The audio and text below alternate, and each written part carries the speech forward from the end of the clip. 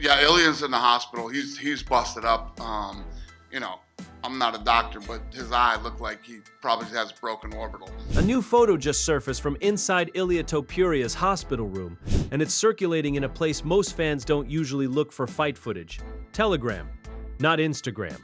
Not X. Telegram. And once you see why, the rest of this story starts making a lot more sense, because everyone from Dana White to Joe Rogan to half the UFC locker room has weighed in on what actually happened to Ilia Topuria's face, and not all of it has been kind.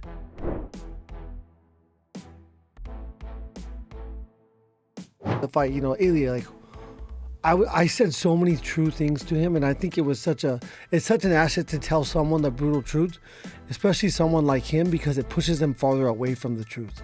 You know, even if I tell him the exact truth and exactly what's going to happen, and, you know, you're making a mistake by having all these expectations, and when we go to round 2 and when we go to round 3, and it's not going as you predicted it or wanted it to or expected it to, then where do you go from there? And, you know, I said that exact thing to him, and then that pushed him farther away from it. And, you know, it's almost like he wanted to prove you wrong. Yeah, he wanted to prove himself right. Now let's rewind to what actually happened. Topuria walked into UFC Freedom 250, the card built around Trump's 80th birthday and held on the South Lawn of the White House. As a 170 lightweight champion, the kind of unbeaten resume that made him untouchable in highlight packages. He walked out 171 with no belt and barely able to see. Justin Jathia did exactly what he promised he'd do during fight week.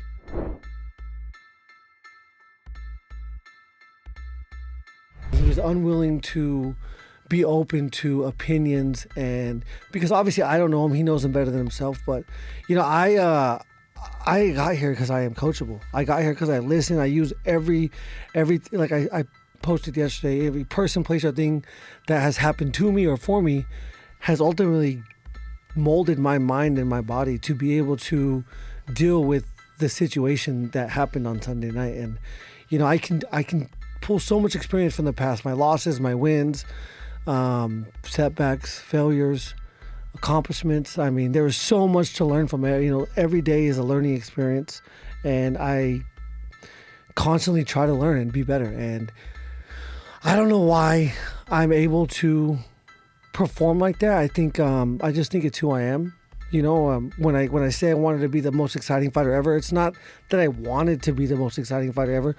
The thought of that was fucking cool to me, you know, but I was just being me.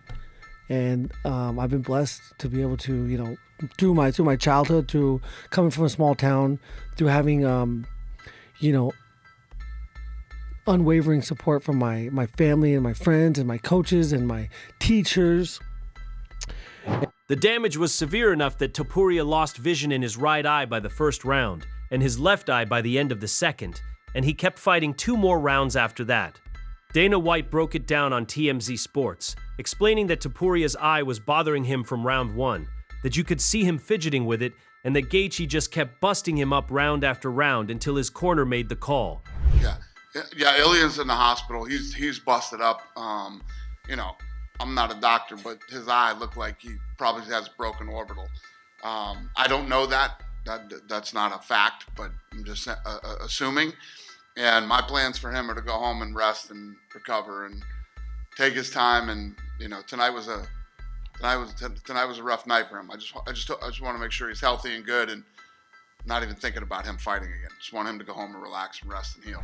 White was careful to add that he genuinely thought Topuria might have won that 4th round anyway, which makes the stoppage hit even harder, because it means this wasn't a man getting blown out. It was a man getting dismantled in slow motion while still finding ways to win exchanges. He's doing good. He's doing good. You know, tough kid, obviously. You know, after the first round, his eye was bothering him. You could see that he got hit. And at one point, he, like, started covering his eye like this and was kind of, you know, messing with it. And then, you know, Justin just kept busting him up the next couple of rounds. Yeah. And then we had that little moment there with the 3 doctors and the ref. Ilia really wanted to continue. And then, and I actually think he probably won that round too. Yeah. That he went into. Round and 4?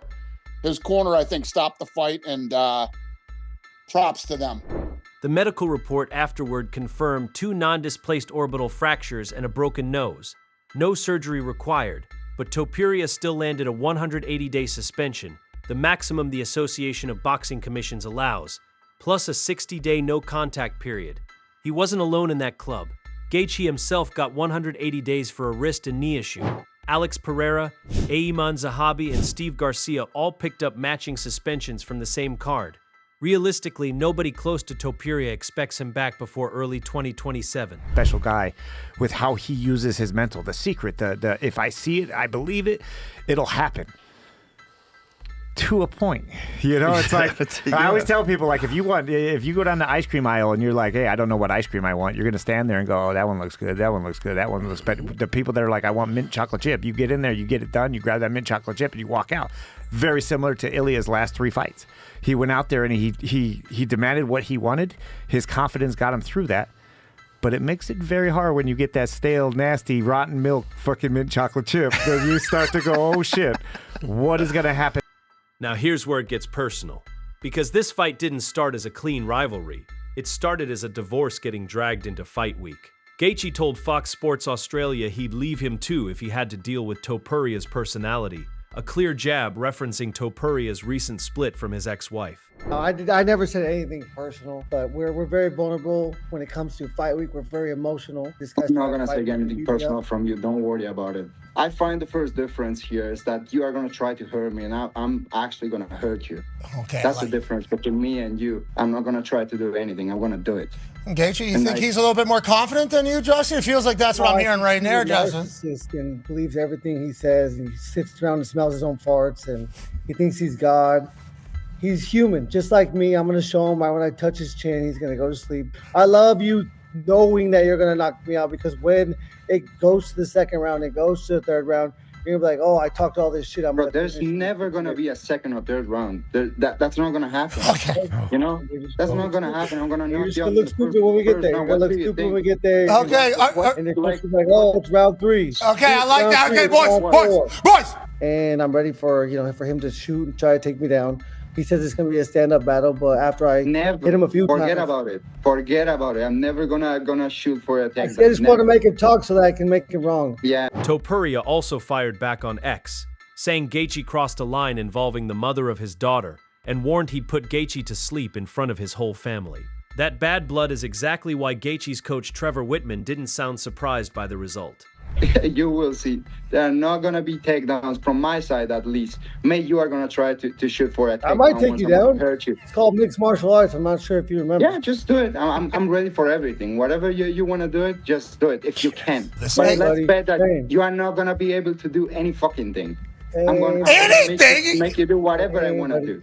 Ilia, so there's a reason why I'm the He world just champion. talks. He just talks. He said that Patty. He said I had no chance against Patty. I beat Patty.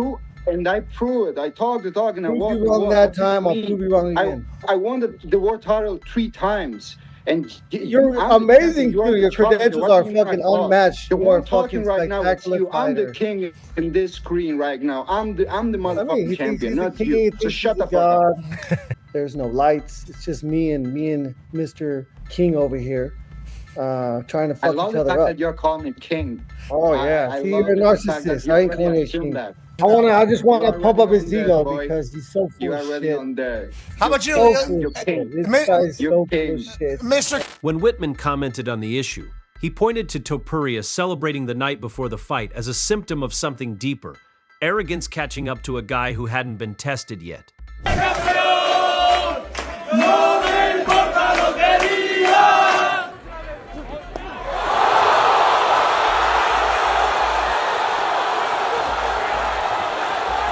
And once the fight was over, the MMA world split into 2 camps almost instantly.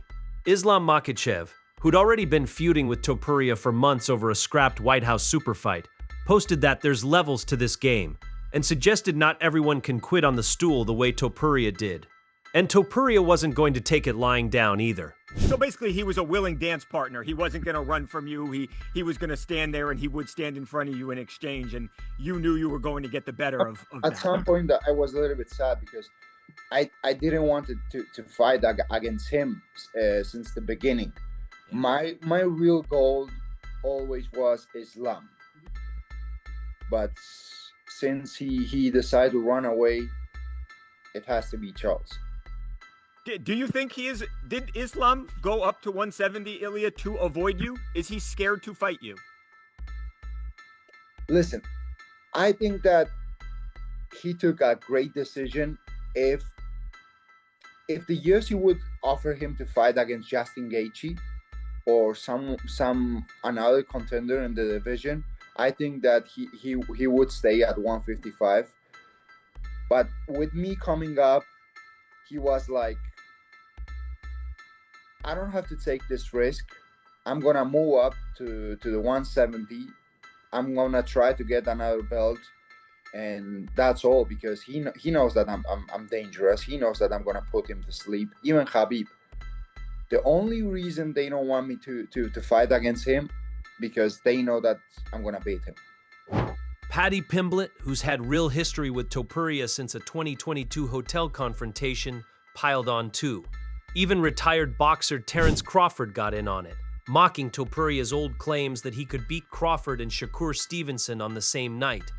But then something unexpected happened.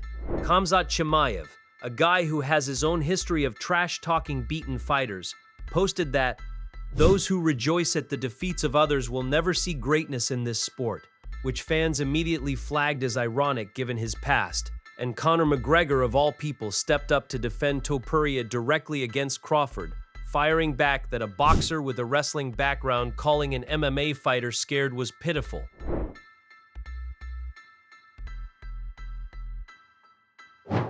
Crawford clapped back at McGregor's drinking and his 5-year layoff.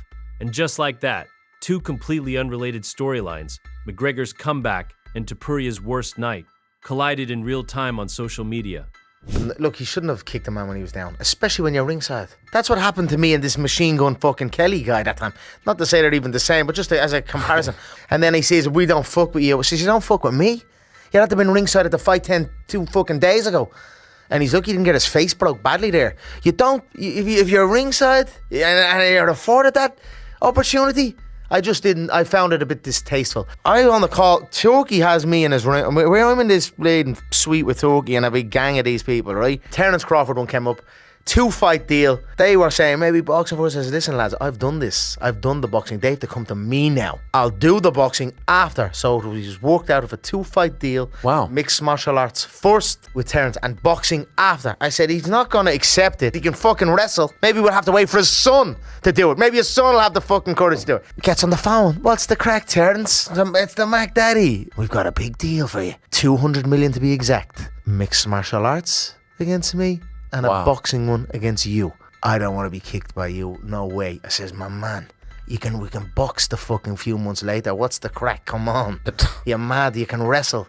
I don't know how you couldn't. I don't know how as a man you couldn't want to test yourself. I'm yearning to get into the bare knuckle to test myself. This little protected bubble, and then it's just they think that isn't that and the other. I'd slap the head off every single one of them easily. No matter the weight, heavyweight and all. I'd slap them around. So it started to irk me a little bit. And then he said that about the thing. And the fact that the guy was ringside, I didn't like it.